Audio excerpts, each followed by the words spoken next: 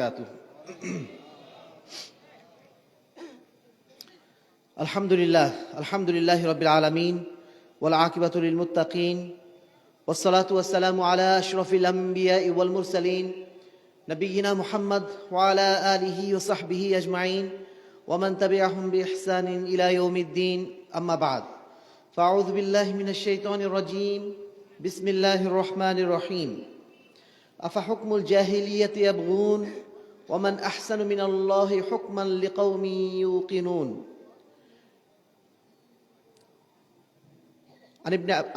عن ابن عباس رضي الله عنه قال قال رسول الله صلى الله عليه وسلم أبغض الناس إلى الله ثلاثة: ملحد في الحرم ومبتغي في الإسلام سنة الجاهلية إلى آخر الحديث. رواه البخاري. আহলে হাদিস আন্দোলন বাংলাদেশ, মেহেরপুর জেলা। আসুন পবিত্র কোরআন ও সহিহ হাদিসের আলোকে জীবন গড়ি। আহলে হাদিস আন্দোলন বাংলাদেশ, বাংলাদেশ আহলে হাদিস যুব সংঘ, জয়পুরহাট সাংগঠনিক জেলা কর্তৃক আয়োজিত আজকের এই ঐতিহাসিক ইসলামী সম্মেলনের সম্মানিত সভাপতি, সম্মানিত অতিথি মণ্ডলী, আহলে হাদিস আন্দোলন বাংলাদেশ, বাংলাদেশ আহলে হাদিস যুব সংঘের কেন্দ্রীয় এবং জেলা দায়িত্বশীলবৃন্দ, উপস্থিত সম্মানিত সুধী মণ্ডলী, প্রাণপ্রিয় তরুণ ও যুবক ভাইয়েরা, পর্দা আলে মা ও বোনেরা, প্রশংসা আল্লাহ রাব্বুল আলামিনের জন্য, যার অশেষ রহমতে আজকের এই শীতের রাতে কিছু দিনই আলোচনা শোনার জন্য আজকে আমরা জয়পুরহাট সদরের কোমরগ্রাম উচ্চ বালক বিদ্যালয়ের এই প্রাঙ্গণে এসে উপস্থিত হতে পেরেছি। যে আল্লাহ রাব্বুল আলামিন আমাদেরকে এই সময়টুকু দ্বীনের জন্য কুরবানি করার তৌফিক দান করেছেন, তার উদ্দেশ্যে আমরা আরো একবার শুকরিয়া আদায় করছি, আলহামদুলিল্লাহ। দরুদ ও সালাম বর্ষিত হোক শেষ নবী আহমদ মুস্তফা মুহাম্মদ মুস্তফা সাল্লাল্লাহু আলাইহি ওয়াসাল্লামের প্রতি, যার আদর্শ, যার সুন্নাতকে অনুসরণের মাধ্যম দিয়েই দুনিয়া এবং আখিরাতে আমরা সর্বোচ্চ কল্যাণ পেতে পারি। সেই রাসূলের উদ্দেশ্যে আমরা সংক্ষেপে দরুদ পাঠ করছি, আল্লাহুম্মা সাল্লি আলাইহি আল্লাহুম্মা বারিক আলাইহি। সম্মানিত উপস্থিতি, আপনারা কেমন আছেন? আশা করি আল্লাহ রাব্বুল আলামিন আপনাদের সবাইকে ভালো রেখেছেন এবং সবাইকে ঈমানের উপর টিকিয়ে রেখেছেন। আল্লাহ রাব্বুল আলামিন আমাদের প্রত্যেককেই দুনিয়াতে যতদিন আমরা বেঁচে আছি আমাদেরকে যেন ঈমানের উপর টিকে থাকা তৌফিক দান করেন এবং কাল কিয়ামতের ময়দানে আল্লাহ রাব্বুল আলামিন তার মুক্তিপ্রাপ্ত বান্দাদের মধ্যে যেন আমাদেরকে অন্তর্ভুক্ত করে নেন, আল্লাহুম্মা আমিন। সম্মানিত উপস্থিতি, আজকে আমরা এমন একটা সময় পার করছি যে সময়টা বাংলাদেশের ইতিহাসে অন্তত ইসলামের জন্য সবচেয়ে গুরুত্বপূর্ণ একটা সময় আমরা অতিক্রম করছি। এই জন্য বলছি যে বিগত 53 বছর এমন একটা সময় আমাদের মাঝে গেছে যেই সময় আমরা একটা জবরদখলকৃত শাসন, একটা জাবরিয়া শাসন, যেটাকে বলা হয় মানে একটা জুলুমের শাসনের মধ্যে আমরা ছিলাম। এই অর্থে যে আমাদের উপরে শাসন ব্যবস্থা চাপিয়ে দেওয়া ছিল, আমরা যেটা পছন্দ করি না সেটা আমাদের উপর চাপিয়ে দেওয়া ছিল, আজও সেটাই চাপিয়ে দেওয়া আছে। তবে আমরা এমন একটা সময় পৌঁছেছি যেই সময় আমরা মুক্ত গলায় বলতে পারছি, জোর গলায় বলতে পারছি, আমরা এই শাসন ব্যবস্থা চাই না, আমরা ফিরে যেতে চাই সেই শাসন ব্যবস্থার দিকে যেই শাসন ব্যবস্থা মুহাম্মদুর রাসূলুল্লাহ সাল্লাল্লাহু আলাইহি ওয়াসাল্লাম আমাদের মাঝে রেখে গিয়েছিলেন। এই কথা আমরা সবাই মুক্ত গলায় আমরা বলতে চাই না? সকল বিধান বাতিল করো, ওহির বিধান কায়েম করো, এই বার্তা আজকে আমরা উচ্চ গলায় বলতে পারছি, বলতে চাচ্ছি। এর কারণ আলহামদুলিল্লাহ পরিবেশটা এখন তৈরি হয়েছে। আমরা জানি না আমাদের এই স্লোগানই থেকে যাবে কিনা, আমাদের এই দাবি থেকে যাবে কিনা, কিন্তু আমাদের এই আকাঙ্ক্ষা নিশ্চয়ই আল্লাহর কাছে পৌঁছাচ্ছে না? আমাদের এই আকাঙ্ক্ষা, আমাদের এই চেষ্টা নিঃসন্দেহে আল্লাহর কাছে পৌঁছাচ্ছে। এটাই আল্লাহর কাছে সবচেয়ে বেশি প্রিয়। আল্লাহ রাব্বুল আলামিন তার বান্দার যতক্ষণ পর্যন্ত আল্লাহ আল্লাহ ডাক শুনবেন ততক্ষণ পর্যন্ত তিনি কিয়ামত নাজিল করবেন না। যতক্ষণ পর্যন্ত আমরা আমাদের অন্তরে এই কামনা রাখছি যে না, আমরা কুফরি শাসন ব্যবস্থা, পশ্চিমা শাসন ব্যবস্থার অধীনে থাকতে চাই না, আমরা চাই আল্লাহ রাব্বুল আলামিনের দেওয়া শাসন ব্যবস্থার অধীনে আল্লাহ রাসূল সাল্লাল্লাহু আলাইহি ওয়াসাল্লাম যে শাসন ব্যবস্থা রেখে গিয়েছিলেন, সেই খেলাফা আলা মিনহাজিন নবুয়তের আদলের সেই খেলাফত আমরা চাই। অন্তত এই কামনাটুকু আল্লাহর কাছে পৌঁছাক, এটাকে আমরা চাই না? আজকে দিনেও কি আমরা বলবো যে না, অমুক ভাইয়ের চরিত্র ফুলের মতো পবিত্র, অমুককে ভোট না দিলে সমাজে শান্তি আসবে না, এই সমস্ত আজে বাজে কথা যেন আমরা আর না বলি। অন্তত এই সময়টুকু, সামনে কি হবে আমরা কিছুই জানি না, অন্তত এই সময়টুকু আমরা বলি যে না, ইসলামী খেলাফত ছাড়া আর কিছু চলবে না। তাহলে ইনশাল্লাহ অন্তত পক্ষে আমাদের চাওয়াটুকু আল্লাহর কাছে যদি কবুল হয়, আল্লাহর কাছে হয়তো আমরা মুক্তি পেয়ে যেতে পারি। সম্মানিত উপস্থিতি, আমরা এবার আসি ইসলামের রাজনৈতিক দর্শনটা আসলে কি। ইসলাম কি রাজনীতির কথা বলে? ইসলাম কি অমুক ভাইয়ের চরিত্র তমুক ফুলের মতো পবিত্র এই রাজনীতির কথা বলে? প্রচলিত এই তন্ত্রমন্ত্রের রাজনীতির কথা বলে, নাকি সেই রাজনীতির কথা বলে যেই রাজনীতির মাধ্যম দিয়ে আল্লাহর বিধান আল্লাহর জমিনে বাস্তবায়িত হবে? এই বিষয়ে আমাদের স্পষ্ট ধারণা থাকতে হবে। আমাদের মধ্যে অনেক ভাই বলে থাকেন যে আমরা সালাত আদায় করছি, সিয়াম পালন করছি, কিন্তু রাজনীতির সময় কোনো একটা দলকে তো ভোট না দিলে হয় না, কোনো একটা দল না করলে তো হয় না। এই কথাটা কেমন কথা? এই কথাটা হচ্ছে এমন কথা ওই ব্যক্তির মতো যে ব্যক্তি বলছেন যে না, আমি 5 ওয়াক্ত সালাত মসজিদে পড়ি, আল্লাহর কাছেও চাই, কিন্তু মাজারে না গেলে তো একটু হয় না, আমার একটু রোগ বিরোগ হয়েছে, ওই লোকটার কাছে যে যদি একটু চাই, একটু যদি উপকার হয়, সমস্যাটা কি? ওই লোকটা যে কথা, আপনি ঠিক একই কথা বলছেন রাজনীতির ময়দানে এসে। দুইজনের মধ্যে তফাৎ এইটুকুই, উনি রাজনীতির ময়দানে বলছেন আর উনি পীর সাহেবের কাছে ধর্মীয় ময়দানে ধরে বলছেন। এই দুটোর মধ্যে তেমন কোনো পার্থক্য নেই। আমি আপনাদের উদ্দেশ্যে যে বিষয়টি বলতে চাইবো, মুসলমানদের রাজনৈতিক দর্শন একটাই। আপনি যখন কালেমা লা ইলাহা ইল্লাল্লাহ বলেছেন যে আল্লাহ ছাড়া কোনো ইলাহ নেই, আল্লাহ ছাড়া কোনো মাবুদ নেই, তখন আপনি আর দ্বিতীয় কারোর ইবাদত করতে পারেন? দ্বিতীয় কোনো মতবাদ, দ্বিতীয় কোনো মতাদর্শের কাছে আপনি মাথা নত করতে পারেন? যখনই আপনি বলেছেন লা ইলাহা ইল্লাল্লাহ, ওটাই আপনার রাজনীতি দর্শন, ওটাই আপনার সামাজিক দর্শন, ওটাই আপনার অর্থনৈতিক দর্শন, ওটাই আপনার জীবনের সবকিছু। আপনার জীবনের মূল মন্ত্র আর কিছুই হতে পারে না। একজন মুসলমানের মূল মন্ত্র একটাই, লা ইলাহা ইল্লাল্লাহ। আল্লাহ ছাড়া কোনো ইলাহ নেই, আল্লাহ ছাড়া কারো কোনো বিধান চলবে না, আল্লাহ ছাড়া কারো কোনো আদর্শ চলবে না। তিনি হচ্ছেন সবার উপরে, তিনিই সবার বড়, তার কাছে আমাদেরকে মাথা নত করতে হবে। সম্মানিত উপস্থিতি, আল্লাহ রাসূল সাল্লাল্লাহু আলাইহি ওয়াসাল্লাম তার মক্কি জীবনের 13টা বছর আমাদের কাছে একটাই দাওয়াত নিয়ে এসেছেন, কুলু লা ইলাহা ইল্লাল্লাহ তুফলিহু, তোমরা বড় যে আল্লাহ ছাড়া কোনো ইলাহ নেই। তিনি বলেননি তোমরা জেনা করো না, তোমরা চুরি করো না, এই করো না, সেই করো না। এগুলো বলার আগে তিনি বলেছেন কি, তুমি আগে বলো যে আল্লাহ ছাড়া কোনো ইলাহ নেই, তুমি আগে এটা মেনে নাও। তুমি যদি এইটা মেনে নিতে পারো, তাহলে তোমার বাকি পথটা তুমি এমনি নির্ধারণ করে নিতে পারবে। তুমি যখন স্বীকার করে নিয়েছো তোমার বাবা এই, তুমি যখন স্বীকার করে নিয়েছো তোমার স্কুল এইটা, তখন স্কুলই তোমাকে পথ দেখিয়ে দেবে কোন দিকে তুমি যাবা। কিন্তু আপনার স্কুলটা আপনি নির্ধারণ করতে পারেননি এখনো। আপনার স্কুল একবার বলছেন কোমরগ্রাম, আর একবার বলছেন জয়পুরহাট। দুই রকম স্কুল দিয়ে কখনো সঠিক পথে চলা যায় না। আপনার স্কুল একটাই হতে হবে, সেই স্কুল হচ্ছে লা ইলাহা ইল্লাল্লাহর স্কুল। এই স্কুলের বাইরে অন্য কোনো স্কুলে যাওয়ার কোনো সুযোগ নেই যদি আপনি নিজেকে মুসলিম বলে দাবি করেন। আল্লাহ রাসূল সাল্লাল্লাহু আলাইহি ওয়াসাল্লাম বেলাল হাবশির কাছে যে দাওয়াত নিয়ে গেছিলেন, একই দাওয়াত তিনি প্রচার করেছিলেন হেরাক্লিয়াসের কাছেও। রাজা বাদশাহ সবার কাছে একই দাওয়াত, আসলিম তাসলাম, তুমি আল্লাহর কাছে আত্মসমর্পণ করো, তুমি মুক্তি পেয়ে যাবে, একটাই দাওয়াত। আবু সুফিয়ান হেরাক্লিয়াসের দরবারে যখন গেল, যে বলছে আল্লাহ রসুলের বিরুদ্ধে অভিযোগ দিচ্ছে যে এই একটা লোক এসে আমাদের সমাজে মেলা ফেতনা করছে, সে আমাদের লাত মানাত ওজ্জার বিরুদ্ধে কথা বলে, সে মূর্তি পূজার বিরুদ্ধে কথা বলছে, এই লোকটাকে শায়েস্তা করা দরকার। তখন হেরাক্লিয়াস জিজ্ঞেস করলো যে ওই লোকটা যে তোমাদের কাছে এসেছে, সে তোমাদের আসলে কি বলে, বলো তো কি বলে? আবু সুফিয়ান তখন তো আরবদের বড় বৈশিষ্ট্য ছিল, তারা মিথ্যা কথা বলতো না। আমরা তো হরহামেশা মিথ্যা বলছি, আমরা মুসলিম তারপর হরহামেশা মিথ্যা বলছি, কিন্তু তারা কাফের হওয়া সত্ত্বেও তাদের একটা ভালো বৈশিষ্ট্য ছিল, তারা মিথ্যা বলতো না। যখন জিজ্ঞাসা করা হলো হেরাক্লিয়াসের সামনে, সে বলছে যে মুহাম্মদ এসে বলে উবুদুল্লাহ ওয়াহদাহ ওয়ালা তুশরিকু বিহি শাইআ, তোমরা একমাত্র আল্লাহর ইবাদত করো। লাত মানাত উজ্জাত যত পীর সাহেব যত মূর্তি পূজা আছে সবকিছু ত্যাগ করে শুধু এক আল্লাহর দাসত্ব করো। ওয়ালা তুশরিকু বিহি শাইআ, এবং আল্লাহ বাদ দিয়ে অন্য কারো দাসত্ব তোমরা করো না, আল্লাহর সাথে অন্য কাউকে তোমরা শরীক করো না। এটাই হচ্ছে প্রথম বাক্য। শত্রুর মুখেও কিন্তু এটাই আসছে। প্রত্যেকের কাছে এই দাওয়াতটাই তিনি পৌঁছে দিয়েছিলেন, কালেমা লা ইলাহা ইল্লাল্লাহ, লা ইলাহা ইল্লাল্লাহর এই দাওয়াতটা তিনি পৌঁছে দিয়ে তিনি ইসলামের দর্শনটা আমাদের কাছে স্পষ্ট করে দিয়েছেন, যেটাকে আমরা কি বলছি এখন, সকল বিধান বাতিল করো, ওহির বিধান কায়েম করো। এটা আমাদের রাজনৈতিক স্লোগান। এই সমস্ত তন্ত্রমন্ত্র আমরা কিছুই মানি না, সেটা গণতন্ত্র হোক, সেটা সমাজতন্ত্র হোক, সেটা দুনিয়ার যে তন্ত্রই হোক না কেন, কোন তন্ত্র আমরা মানি না, মানি একমাত্র আল্লাহর তন্ত্র। লা ইলাহা ইল্লাল্লাহ যখন বলেছি, তার মানে লা সেকুলারিজম, লা লিবারালিজম, লা অমুক লা তমুক কিচ্ছু চলবে না, চলবে শুধুমাত্র আল্লাহর আইন। এটাই হচ্ছে আমাদের দর্শন, এটাই হচ্ছে ইসলামের দর্শন, এটাই হচ্ছে আহলুল হাদিসদের দর্শন। আর এই দর্শনটার কথাই বলেছিলেন আমাদের এই ভারত উপমহাদেশে আমরা যাকে গুরু হিসাবে স্বীকার করি, আমাদের মানে যিনি পূর্বপুরুষ হিসাবে যাকে স্বীকার করি, ভারত গুরু শাহ ওলিউল্লাহ মুহাদ্দিস দেহলভী, নাম শুনেছেন আপনারা? শাহুল্লাহ মুহাদ্দিস দেহলভী এই উপমহাদেশে প্রথম এই আওয়াজ তুলেছিলেন, ফুক্কা কুল্লা নিজাম, নিজাম সমস্ত বিধান সবকিছু বাতিল করে দাও, আকিম নিজাম আল ওহী, শুধুমাত্র ওহির নিজাম, ওহির আইনি চলবে, ওহির শাসন ব্যবস্থা চলবে, এই ছাড়া আর কোনো শাসন ব্যবস্থা চলবে না।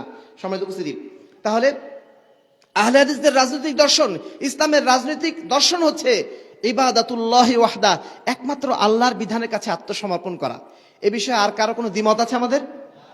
যদি দ্বিমত থাকে তাহলে আমাদের মধ্যে অলরেডি কুফরি ঢুকে গেছে, আমরা তাহলে আসলে মুসলিমদের কাতারে এখনো নেই।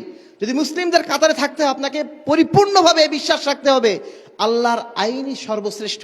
আল্লাহর আইন বাদ দিয়ে যত আইন আছে, যে সংবিধান বর্তমানে চলছে, যে শাসন ব্যবস্থা বর্তমানে চলছে, যে বিচার ব্যবস্থা চলছে, ওই বিচার ব্যবস্থা সংবিধানের মধ্যে যা কিছু আল্লাহর আইনের বিপরীত আছে সবগুলোই বাতিল, শুধুমাত্র টিকবে ওটাই যেটা আল্লাহর আইনের পক্ষে আছে। সম্মানিত উপস্থিতি, এবারে আমরা আসি বর্তমান যে প্রচলিত রাজনীতি, যেটা একটু আগে বললাম যে আমাদের মধ্যে কথা হয় এটাই, একটু এই সমস্ত দল না করলে হবে কি করে, আমাদের নেতাদের কিভাবে আমরা নির্বাচন করব, কত ধরনের কথা আমাদের আসে। এই কথাগুলো আসছে কেন? কারণ আমরা প্রচলিত রাজনীতির ভয়াবহতাকে বুঝি না, এটা যে শিরকারি প্রতিরূপ এটা আমরা বুঝি না, এই কারণে আমাদের মুখ দিয়ে কথাগুলো আসে। আমি আপনাদের কাছে বিষয়টা সুস্পষ্ট করতে চাচ্ছি এই কারণে, কারণ এই সময়টা এসেছে এই কথাগুলো বলার। হয়তো 1 মাস আগে, 5 মাস আগে যদি বলতাম এই কথাগুলো বলতে গেলে আমাকে ভাবতে হতো আগে যে কতদিন আমাকে জেল খাটা লাগবে, সেটা ভেবে আমাকে কথা বলতে হতো। কিন্তু এখন আলহামদুলিল্লাহ আল্লাহ রাব্বুল আলামিন উন্মুক্ত পরিবেশ দিয়েছেন, সত্য কথাগুলো সঠিকভাবে উপস্থাপন করার তৌফিক দিয়েছেন। এজন্য এই কথাগুলো আমাদের বলতেই হবে, কেউ গ্রহণ করুক আর না করুক, দুনিয়ার একটা মানুষও যদি গ্রহণ না করে তবু আমাকে এই কথা বলতেই হবে, এটা আমার দায়িত্ব। ওমা আলাইনা ইল্লাল বালাগ, আমাদের দায়িত্ব মানুষের কাছে পৌঁছে দেওয়া সত্য কথাটা। সম্মানিত উপস্থিতি, এই রাজনীতির যে ভয়াবহ দিকটা, সেটা প্রথম যেটা দিক সেটা হচ্ছে ইবাদাতুল্লাহর বিপরীতে আল্লাহর ইবাদতের পরিবর্তে মানুষের ইবাদত শেখায়। এই রাজনীতির প্রথম কথাই হচ্ছে জনগণই সার্বভৌম ক্ষমতার অধিকারী। বলা হয় না, জনগণই সার্বভৌম ক্ষমতার অধিকারী, জনগণের কাছে শাসন ফিরিয়ে দিন। আমাদের রাজনৈতিক দলগুলো বলছে না, জনগণের কাছে ফিরিয়ে দিন। আরে ডক্টর ইউনূস কে? উনি জনগণ না? উনি কে? উনাকে কে নির্বাচন করলো? কে ওনাকে নেতৃত্বে বসালো? জনগণ বসায়নি। এইটা জনগণ হবে না। জনগণ হবে কোনটা? যখন প্রচলিত এই গণতান্ত্রিক নির্বাচন ব্যবস্থার মাধ্যম দিয়ে, টাকা পয়সা দিয়ে, জোচ্চুরি করে, দুর্নীতি করে, ভোট কিনে, তারপরে যখন মানে ওই ভোটের একটা ব্যবস্থাপনা হবে, তখন নাকি সেটা জনগণের শাসন হবে। এখন তাহলে কি? সম্মানিত উপস্থিতি, ওই তর্কে আমরা যাচ্ছি না। আমরা এইটুকু বলতে চাচ্ছি যে এই রাজনীতি মূলত মানুষকে মানুষের দাস বানায়, আল্লাহর দাস বানায় না। মানুষকে মানুষের দাস কিভাবে বানাচ্ছে? যদি এই জনগণ বলে, 90% জনগণ বলে যে না, বাংলাদেশে সুদ চলবে, বাংলাদেশে জেনা চলবে, তাহলে এই রাজনীতির ক্ষমতা নেই যে এই আইন চেঞ্জ করার। কারণ আমি আগেই স্বীকার করে নিয়েছি, জনগণের সার্বভৌম ক্ষমতার অধিকারী। অধিকাংশ জনগণ যেটা বলবে সেটাই গ্রান্টেড, সেটাই গ্রান্ট করা হবে, বাকি কথা গ্রান্ট করা হবে না। আমি আগেই তো স্বীকার করে নিয়েছি, আমার কালেমাই তো তাই। আমি যখন এই রাজনীতির কালেমা পড়ছি, প্রথম কালেমাই হচ্ছে জনগণই সার্বভৌম ক্ষমতার অধিকারী। এই কালেমাটাই পুরোটাই শিরক, পুরোটাই আল্লাহ লা ইলাহা ইল্লাল্লাহ, এই কালেমার সম্পূর্ণ বিপরীত হচ্ছে জনগণই সার্বভৌম ক্ষমতার অধিকারী। যতদিন পর্যন্ত মানুষ মানুষের দ্বারা শাসিত হবে, ততদিন সে কখনো জুলুম থেকে মুক্তি পেতে পারে না। এটা অসম্ভব ব্যাপার। আর এই কারণে আপনারা দেখছেন বিগত 53 বছর এই বাংলাদেশের রাজনীতিতে একের পর এক সরকার আসে, জুলুম করে, আরেক সরকার মাজলুম হয়, তারা আবার এসে আবার জালেম হয়, আবার সে মাজলুম হয়। এই ধারাবাহিকতার কোনো শেষ আছে? বিগত 16 বছর ধরে জুলুম হয়েছে, একটা দল জুলুম করেছে, ওই দল এখন হারিয়ে গেছে। কি বলবো, 5 ঘন্টার মধ্যে, 5 ঘন্টা কেন, একটা দিনের মধ্যে সম্পূর্ণ সারা দেশে যেন উদাও হয়ে গেছে। 5ই আগস্টের পূর্বে ওই দল ছাড়া কারোর নামই ছিল না, 5ই আগস্টের পরের দিন ওই দলেরই নামগন্ধ আর নেই, হারিয়ে গেছে একেবারে, এখন অন্য দল। এই তো অবস্থা। আগে যে সাইনবোর্ডগুলো ছিল, সেই সাইনবোর্ডগুলো পাল্টিয়ে এখন আরেক সাইনবোর্ড, পার্থক্য শুধু এইটুকুই। এই তো অবস্থা বর্তমান রাজনীতির। সম্মানিত উপস্থিতি, এই রাজনীতিতে এখন যারা আসবেন, যারা অতীতে মাজলুম হয়েছিলেন 16 বছর, দেখবেন আগামী 5 বছরের তালাই আবার জালেম হয়ে আপনার সামনে উপস্থিত হবে। তখন আপনারা আবার আন্দোলন শুরু করবেন যে এই সরকার হটাও, আরেক সরকারকে নিয়ে আসো। প্রচলিত রাজনীতির অর্থই হচ্ছে এটা, এই সরকার নিয়ে আসো, হটাও, আরেক সরকারকে নিয়ে আসো। এই রাজনীতি কখনো আমাদেরকে সুস্থির থাকতে দেয় না। এই রাজনীতি আমাদেরকে কখনোই শান্তিপূর্ণ অবস্থায় থাকতে দেবে না। আপনি 2 দিন পরে নির্বাচিত হবেন, 2 দিন পরে আপনার বিরুদ্ধে লেগে যাবে। এই রাজনীতির একটা মানে কি বলবো, দৃশ্যমান জিনিস আপনারা দেখেও বুঝতে চান না। একটা দল হচ্ছে সরকারি দল, আর একটা দল কি বিরোধী দলের কাজটা কি? নামই বিরোধী দল, কি করবে সে? তার নামই তো বিরোধী দল। তার চেষ্টা থাকবে কিভাবে সরকারের বিরোধিতা করা যায়। সরকার যদি সবচেয়ে ভালো কাজটা করে সেটারও তারা বিরোধিতা করবে, এটাই নিয়ম, এটা নিয়ম করে দেওয়া। আপনাদের চোখের সামনে দেখতে পাচ্ছেন, তবুও আপনারা মনে করছেন না এই রাজনীতি ছাড়া চলবে না। কেন চলবে না? এই ফালতু রাজনীতি কিভাবে চলতে পারে? এই ফালতু রাজনীতি এতদিন চললো কিভাবে? এই ফালতু রাজনীতি আমরা সহ্য করছি বলে চলে যাচ্ছে। আমরা যদি সহ্য করতাম, না সহ্য না করতাম, আমরা যদি সত্য কথা বলতাম, আমরা যদি যারা বিবেকবান মানুষ আছি, যাদের বিবেকটা যদি আমরা উচ্চকিত করতাম, তাহলে এই রাজনীতি এতদিন টিকতে পারতো না। টিকে আছে আমাদের দোষে, আমরা এটাকে মেনে নিয়েছি। এই দেশে সুদ চলে কিভাবে? 90% মুসলমানের দেশে সুদকে আমরা মেনে নিয়েছি, নিজেরা হরহামেশা সুদ খাচ্ছি, জানি যে সুদ সবচেয়ে বড় পাপ, তবুও সেটাকে মেনে নিয়েছি। যত বড় বড় পাপ সমাজে চলছে, এই পাপগুলো আমরা শুধু এমপি মন্ত্রীদের দোষ দেই, এই পাপগুলো আমরা করি না। দুর্নীতি তারাও করছে, আমরাও করছি। তারা হয়তো 100 কোটি টাকা করছে, আপনি 1 টাকা হলেও তো করছেন। সবাই আমরা দুর্নীতির সাথে যুক্ত, সবাই আমরা মানে একটা কি বলবো, একটা মিউচুয়াল ক্রাইম করছি। সবাই পরস্পরের সহযোগিতায় আমরা ক্রিমিনাল। যদি আমরা মনে করছি আমরা মনে খুবই ভালো, আপনি 1 টাকা চুরি করেছেন বলে খুবই ভালো মনে করছেন নিজেকে। 1 টাকা চুরি, 1 কোটি টাকা চুরি একই লেভেলের অপরাধ আল্লাহর কাছে। দুটার মধ্যে কোনো তফাৎ নেই। আপনি 1 টাকা চুরি করেন, 1 কোটি টাকা চুরি করেন, কোনো ফারাক নেই। সম্মানিত উপস্থিতি, যে বিষয়টি বলছিলাম, এই রাজনীতি আমাদেরকে মানুষের দাস বানিয়েছে, আল্লাহর দাস বানায় না। যারা এই রাজনীতি করেন, পলিটিক্স করেন, তাদের উদ্দেশ্যে আমার জাস্ট একটা কোশ্চেন। আচ্ছা, আপনারা যে এই রাজনীতি করেন বা রাজনীতি করছেন, আপনারা জানেন যে যে কাজ আল্লাহর উদ্দেশ্যে করা হয় না, সেই কাজ আল্লাহর কাছে পৌঁছায় না, তাই না? আপনি যে এই রাজনীতি করছেন, এই রাজনীতি করার সময়, এই ভোট দেওয়ার সময়, আপনি কি মনে করেন যে আমি আল্লাহর সন্তুষ্টির জন্য এই রাজনীতি করছি? এই কথা বলতে পারবেন? আপনি নিজেই তো বলতে পারবেন না, আল্লাহর কাছে যাওয়া তো বহু দূরের কথা। সালাত আদায়ের সময় অন্তত আপনি চিন্তা করেন যে না, আমি সালাত আদায় করছি শুধু আল্লাহর উদ্দেশ্যে, নেকি পাবো তাই। আপনি 1 টাকা দান করছেন, আপনার চিন্তা থাকে এই টাকাটা দান করছি আল্লাহর কাছে ইনশাল্লাহ পাবো। আপনি যে এই রাজনীতি করছেন, আপনার উদ্দেশ্য কি থাকে? দুনিয়াবি উদ্দেশ্য। আমি যদি এরে ভোট দেই, তাহলে এ আমার আগামী 5 বছর আমার একটা সাপোর্ট দেবে, বা আমার অমুক জমিটা এখনো পর্যন্ত মানে বেদখল আছে, ওইটারে আমি দখল নিতে পারবো। এখানে কোনো আল্লাহর উদ্দেশ্য আপনার থাকে?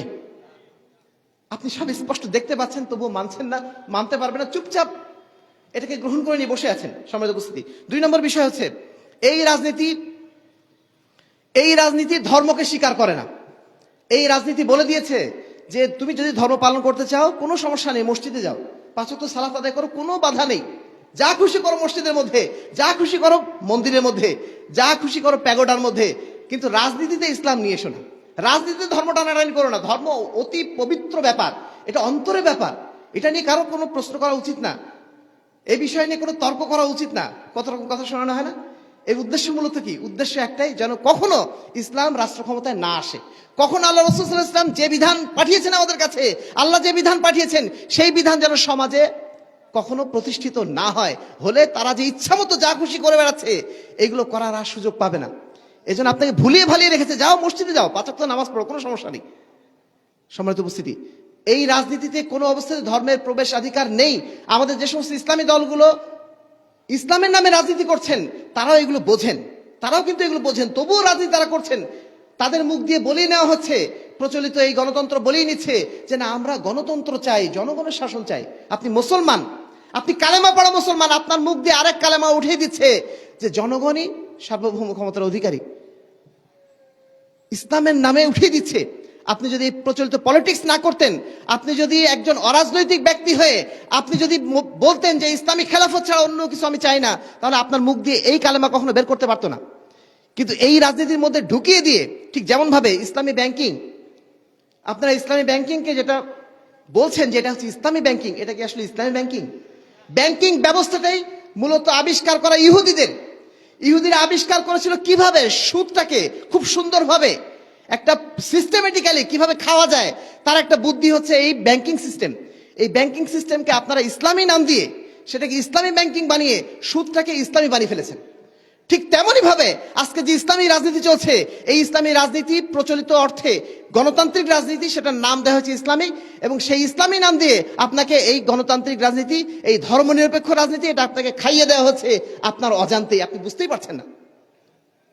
ইসলামী রাজনীতি বলে কিছু নেই, প্রচলিত অর্থে ইসলামী গণতন্ত্র বলে কিছু নেই। আব্দুর রহিম গ্রিন সাহেবকে জিজ্ঞেস করা হয়েছিল যে ইসলামে কি গণতন্ত্র আছে, ইসলামে কি গণতন্ত্র আছে? তিনি বলছেন এই প্রশ্নটার অর্থ হচ্ছে এই, ইসলামে কি কুফরি আছে? ইসলামে কোনদিন কুফরি থাকতে পারে? গণতন্ত্র পরিষ্কার কুফরি, এটা জনগণের তন্ত্র, এটা মানুষের তন্ত্র। ইসলামের মধ্যে মানুষের তন্ত্র থাকতে পারে? এটা কোনো কথা হলো? ইসলামের মধ্যে একমাত্র তন্ত্র থাকবে আল্লাহর তন্ত্র, এখানে মানুষের তন্ত্র কোথা থেকে আসলো? ইসলামে গণতন্ত্র আছে এই কথা বলার অর্থ হচ্ছে ইসলামে কুফরি আছে, বলুন নাউজুবিল্লাহ মিন যালিক। সম্মানিত উপস্থিতি, এই গণতন্ত্রের মধ্যে কোনো অবস্থাতেই ধর্মের কোনো জায়গা নেই। যতটুকু ধর্মের কথা বলা হচ্ছে এগুলো আপনাকে খাওয়ানো হচ্ছে, এগুলো আপনাকে ধোঁকা দিয়ে দেখানো হচ্ছে, বাস্তবে কিচ্ছু নেই।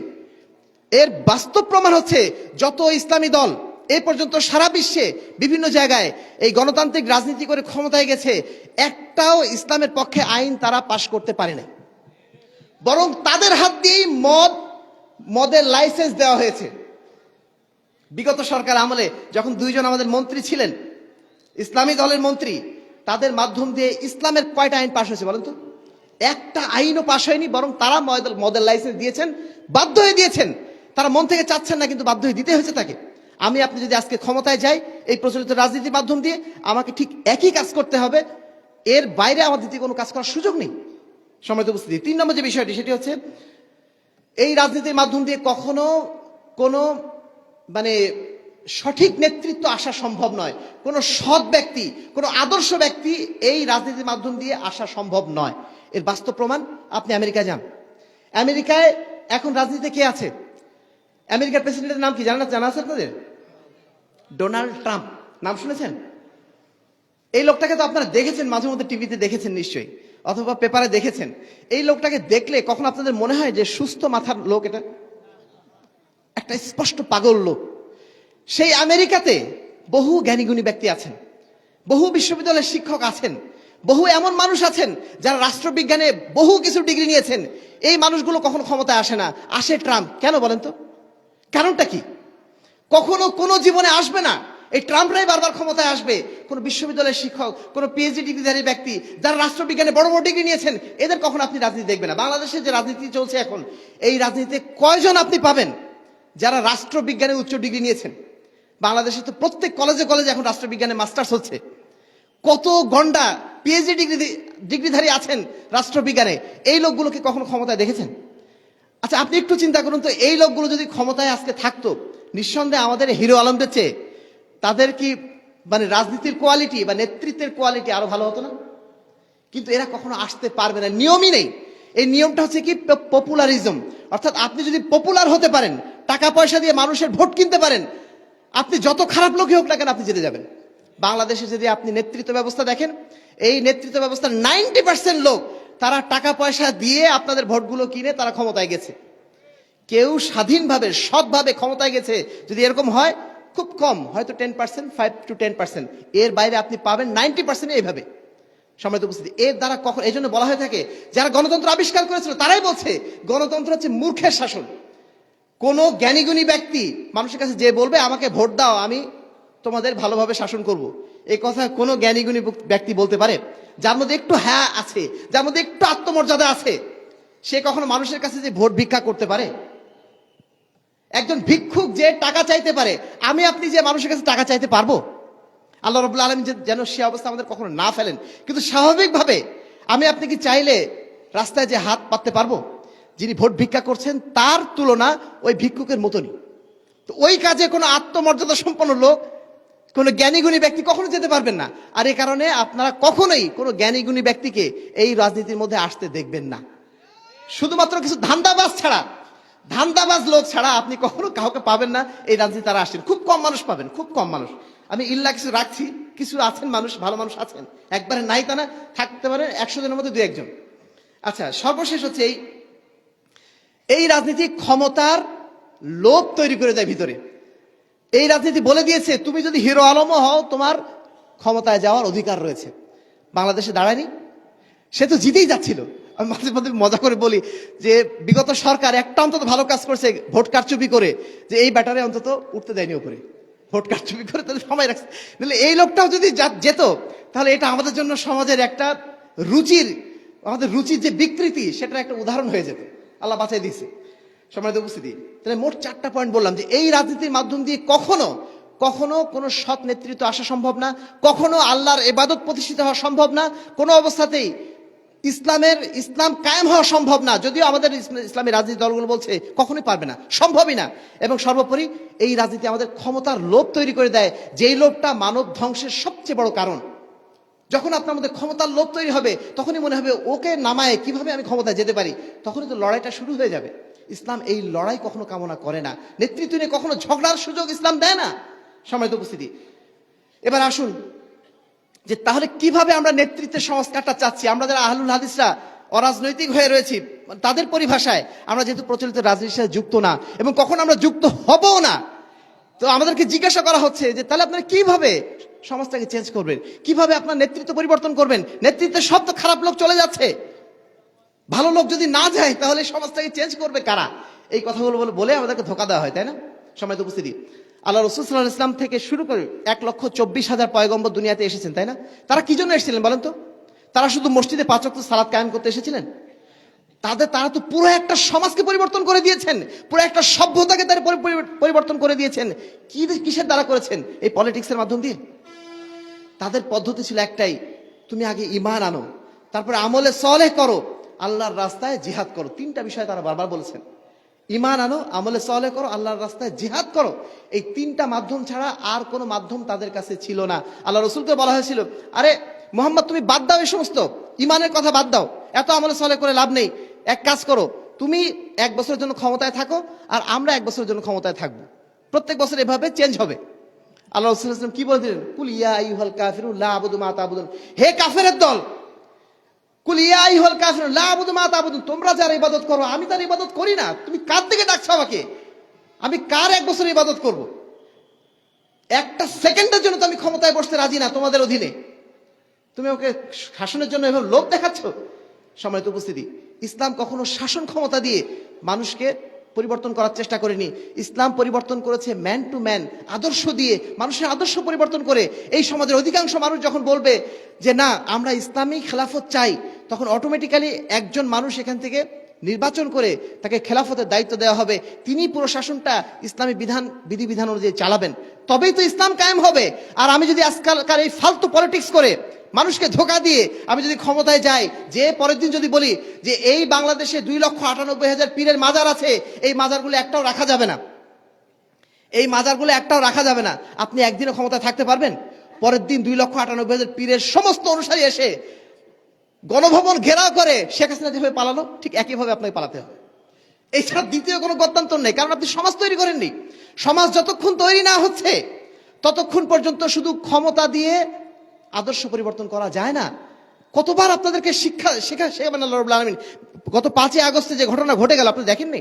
16 বছর ধরে একটা শাসন ব্যবস্থায় আপনাকে বারবার শেখানো হয়েছে যে জাতির জনক একজনই, 1000 বছরের শ্রেষ্ঠ মানুষ একজন, ওনার নেতৃত্বেই মুক্তিযুদ্ধ হয়েছে, মেলা কিছু হয়েছে, কত কি।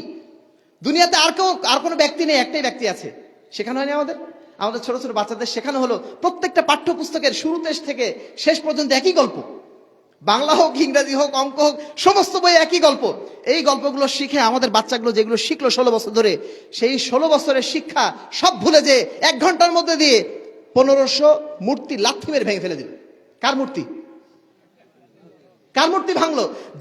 যাকে শেখানো হয়েছে জাতির জনক হিসাবে, সেই জাতির জনকের মূর্তি তারা লাথি মেরে ভেঙে ফেলে দিল। কি আদর্শ শেখালেন আপনি? ক্ষমতা দিয়ে আদর্শ শেখানো যায়? আপনি বলছেন ক্ষমতায় যে আমি অনেক কিছু করে ফেলবো, আমাদেরকে ভোট দেন তাহলে আমি ক্ষমতায় যে এদেশের বুকে ইসলাম কায়েম করে ফেলবো, এত সহজ?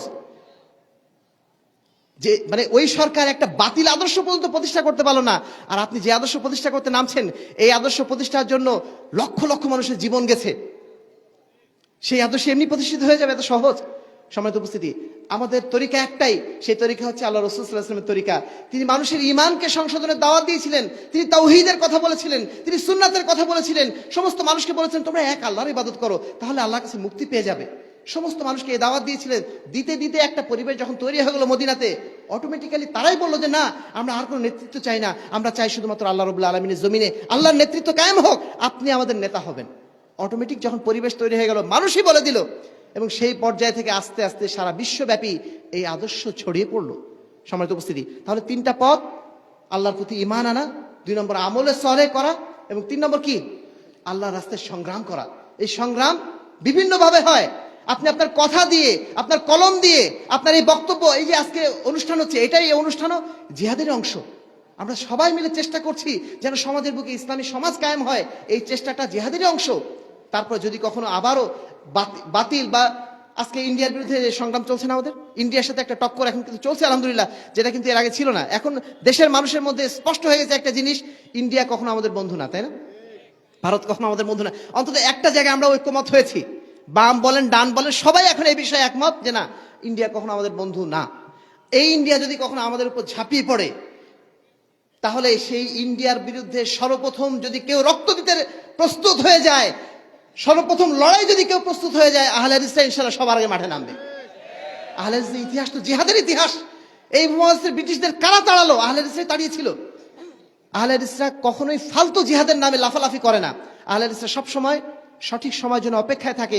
তারা আল্লাহ রাসূল সাল্লাল্লাহু আলাইহি ওয়াসাল্লামের তরিকা অনুযায়ী জীবনের শেষ বিন্দু পর্যন্ত টিকে থাকার চেষ্টা করে। যদি তারা সংখ্যায় একজনও হয়, তবুও তাদের সেটা আফসোসের বিষয় নয়, কারণ বাদাল ইসলাম গরিবান, ইসলাম শুরু হয়েছে কম মানুষের মাধ্যম দিয়ে, ও সায়াউদু কামা বাদা, ইসলাম আবার কম সংখ্যক মানুষদের মধ্যেই ফিরে আসবে। ফাতুবা লিল গুরাবা, আর এই কম সংখ্যক মানুষদের জন্যই সুসংবাদ, জান্নাতে বেশি সংখ্যক মানুষ যাবে না, কম সংখ্যক মানুষই যাবে। এই জন্য আপনি মনে করবেন না যে এতে একটু লোকজনই নাই, এতে কিছু হবে না, কিছু। আচ্ছা, সময় যেহেতু শেষ, আমি সেদিকে যাচ্ছি না। তো সব মিলে যেটা বলতে চাচ্ছি যে আমাদেরকে অবশ্যই নেতৃত্ব পরিবর্তনের আমাদের অঙ্গীকার আছে। আমরা চেষ্টা করছি যে না, এই নেতৃত্ব না থাকুক, এখানে সঠিক নেতৃত্ব আসুক, কিন্তু পদ্ধতি আমাদের আল্লাহ রসুলের পদ্ধতি, প্রচলিত এই গণতান্ত্রিক পদ্ধতি না। কারণ আমরা জানি এই পদ্ধতিতে জীবনে কখনো পরিবর্তন আসবে না, এবং এই পদ্ধতির পিছনে যদি আমি একটা মিনিটও ব্যয় করি, সেজন্য আল্লাহর কাছে আমার জবাবদিহি করতে হবে। কারণ এই নীতি ইসলামের নীতি না। আমি কেন কুফরিতন্ত্রের পক্ষে একটা মিনিট আমার ব্যয় করব? আমি মুসলিম, আমার প্রত্যেকটা মুহূর্তের দাম আছে।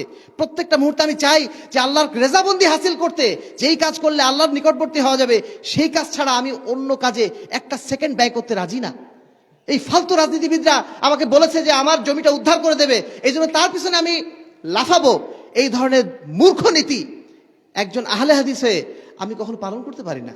সম্মানিত উপস্থিতি, আমি সর্বশেষ যে বিষয়গুলো বলতে চাইবো, যে আজকের দিনে তাহলে আমাদের কর্তব্যটা কি? এই যে বিষয়গুলো বললাম, আমাদের ইসলামী রাজনীতিবিদ যারা আছেন তারা অনেক আমাদের কথা শোনাবেন যে তোমাদের দ্বারা কিছু হবে না, 900 বছরও হবে না, 1000 বছরও হবে না, এটা খুবই লেজি প্ল্যান, আমাদের খুব তাড়াতাড়ি কিছু করতে হবে। আমরা তাদের উদ্দেশ্যে বলতে চাইবো, আমরা খুব লেজি প্ল্যান নিয়ে আগাতে চাই, যদি সেটা আল্লাহর দেওয়া বিধানের পথে হয়। আমরা যদি সারাটা জীবন থাকতে হয়, যদি 1 ইঞ্চিও না সামনে আগাতে পারি, তবু আমরা পথের উপর টিকে থাকতে পারি, এটাই হচ্ছে আমাদের মূল লক্ষ্য। ইহদিনাস সিরাতাল মুস্তাকিম, আমরা চাই সিরাতুল মুস্তাকিমের উপর টিকে থাকতে।